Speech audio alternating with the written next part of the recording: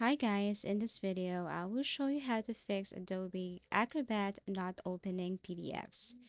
So first, what you're going to do here is you can just simply restart Adobe Acrobat, close Adobe Acrobat, and then reopen it again. So by doing this, if you relaunch Adobe Acrobat and try opening the PDF again, it will somehow fix the problem. Step 2, check the PDF file.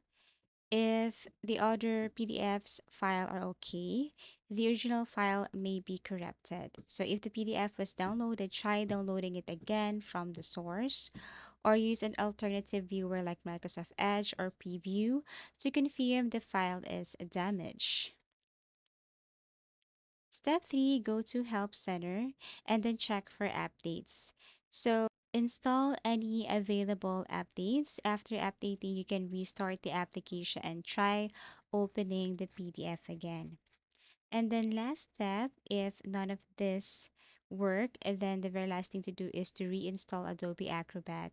So you can go to add or remove and then search for Adobe and then uninstall. Go back to that web browser and then install this Adobe Acrobat again. So after that, you can restart your computer. After everything, try to open the PDF again and see if any of this method work. Thank you for watching and see you again in our next video tutorials.